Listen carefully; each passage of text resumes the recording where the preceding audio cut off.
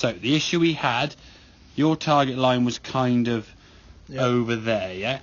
sort of towards the 150, 100 side. Now to get your shoulders squarer, you had to have your feet aiming way to the right, okay? So it wasn't the fact that your feet were wrong, it was your shoulders were left of your feet. So when you aimed your feet correctly, which would have been kind of, I do a different colour, when your feet were lined up on a correct line to target, your shoulders were aiming to the left. So the ball went to the left. But the way then you changed that alignment was by moving the feet onto the green line, which put your shoulders straight, but against two wrongs making a right. Yeah. And then when you hit the ball nicely, it was okay, but you're going to be coming towards that heel, as you can see, and then you're leading yourself onto that sort of knife edge of, I might hit some good shots, but I may also hit some shanks or some unmentionable shots, okay? So we've got to make sure that our feet line and our shoulder line are more in line together, okay? So everything now is more in line. In terms of your set, if the ball starts going straight here or straight there, look at where your shoulders are pointing, because that's going to be the one thing in terms of the body that will dictate the path in which your club travels on, more often than not, okay? It's not a guarantee, but they're going to certainly affect it, okay? If your shoulders aim that way, it's very hard to swing the golf club in that direction, likewise the other way. But everyone looks at their feet, don't they? And that's the thing. Your feet are never really attached to any body part. It's the golf ball. Yeah, they don't touch rotation. They don't touch the golf ball, and then again not attached to it. It's just the rotation, as you said. If the feet get closed off, you limit how much rotation you get. So what we then see a lot is when people have got closed feet, they can't rotate as much the body. So if the body can't rotate this way, the club swings through, and they go, oh, that swing felt too fast, because the club is swinging faster than the body that can't keep up because the feet are closing, you see. So you get this sort of knock-on effect of people getting feelings of what they've done, reacting to that feeling, making an adjustment based on the logic, which unfortunately in golf isn't logical, but we know the sensation, okay, based on what they felt. Oh, I'll change this now, or I'll change that. And then we go on this spiral of just constantly changing things and getting off kilter. I think grit for me is good. I think the way you've sometimes done that, you kind of sort of just almost overdone that sort of hand there with the right shoulder, and that's put the shoulder forward. But if we just look at those two there, whether it's placebo, whether it's just, I want to say that, I would say your back on the right-hand side looks better to me than on the left-hand side. It looks slightly straighter because your right shoulder's not forward. If you put your right shoulder forward, it gives the impression that this is more rounded. When the right shoulder's back, there's going to be a bit of a curve there, even no doubt. But if I'm here now, if I sort of stand here and sort of roll my shoulder off the wall there, my back now seems more curved. Okay, it's still a slight curve, but not as much. So I think the fact your back is straighter is certainly going to help. Take away for me, a bit too fast. Take away now the shoulders are square, your club now is going along the line of the camera.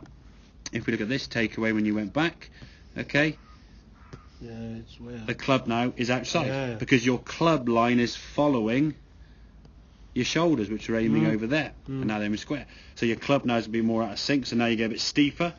This one here now, the angle's a little bit flatter. So when you come into the golf ball, you can return that club back to the golf ball and hit a lovely strike, as we can see there now, into the golf ball, and releasing everything through the target with a good movement. Okay, nice little rotation up on the heels there, up onto the right toe there with that right foot. Okay.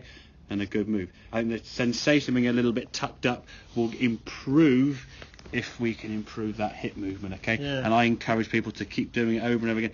Get that hip movement working as best you can. We said before about sort of brushing your teeth and stand there doing that twisting with the hips with that club on your left foot. Just get that rotation through the hips. When you first did that, you sort of on your tippy toes, didn't you? You weren't kind of used to going round there, so we can practice that as much as we can. It will really get you. It just gives you the feeling of how these hips are going to work. And last year you got me to flatten the swing plane. Yeah, it was a bit flatter. Oh yes, definitely. Yeah, I've gone higher again, haven't I? That's with a 9-iron, to be fair. Yeah. With the driver, you're not as you're not as upright. Okay. I mean, with an iron there, I would say potentially for me it could be a little bit flatter. But the thing is, for me, it's the transition down at about here. What we're looking for when the hands are sort of level with the chest. Get straight on would help. What we'd be looking for is a club kind of pointing towards the golf ball. So you're creating a good angle. In some ways, the fact you go up a little bit steeper and sort of drop it underneath is actually a very powerful move to make, which is why you hit the ball quite far. Because you sort of, it's like almost like a Garcia like dropping, or a McIlroy sort of dropping onto line. So I don't sort of dislike that move, okay? I think with a driver, when you got a little bit steep, it would cause a slice. But with your driver, you are certainly flatter. But because after all, when you step to a driver, if that's your 9-iron setup, your driver setup is going to be out there. so the angle will be flatter. Yeah. And again, you can spread the club face up now, and virtue of that, when you played last Thursday in the wind, 4 or 5 pars in those conditions is no mean feat by any stretch of imagination out there in the conditions that were pretty brutal. So for me now, that club is coming on a nice angle. When you come back in the hitting area, that club's in a good position there now, arms under the shoulders nicely, and we can release that club around the corners. We said we're not swinging in to out, which is something we were sort of doing a bit last time. Okay, you're swinging that club, it's up on plane now on the other side, so the general swing for me is good. It just looks a little bit tucked up because you're not really rotating as well. Yeah. But if we can work on that movement as much as you can, it will just keep things a little bit more on an even keel. Exactly, okay? And I said to anyone, if we said, right, okay, if we said we've had a lesson today now, we see you in 2 or 3 weeks, and every single day for 2 minutes, twice a day, brushing your teeth, or when the kettle's on, you do that twist onto your toe, that'll be 90 minutes to an hour of work in 3 weeks. That'll become quite natural, but it'll become more and more, and you'll be surprised how much more range of motion you go.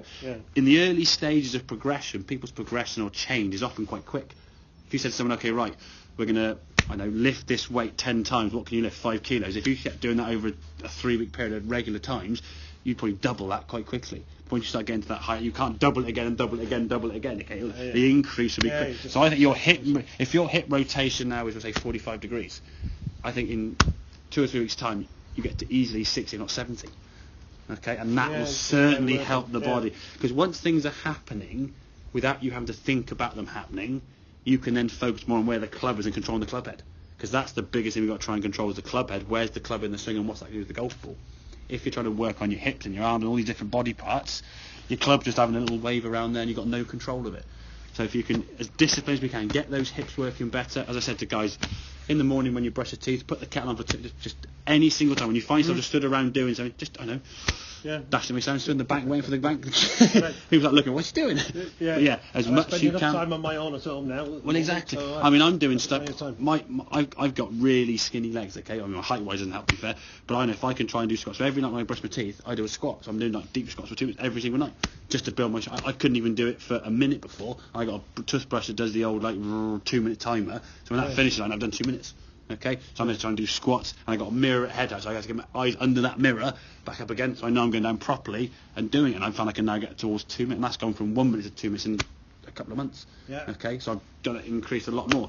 My legs are going to get stronger still, but it's disciplining yourself to do that. Okay, and I think certainly if we can do that, a lot of the progression we're getting now, so you're looking at the grips are great, the swing movement's better, the slight lifting and tucking up is just coming from that lack of I've got to get that corkscrewing.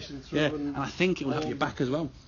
It will do, because if you get you're less rounded, and if your back gets more supple and able to move, when you start doing the old screwing with the old cabinets and stuff, it'll put less stress on the body. I can't remember what it was now, but probably this time last year, my chiropractor got me doing some shoulder turn exercises.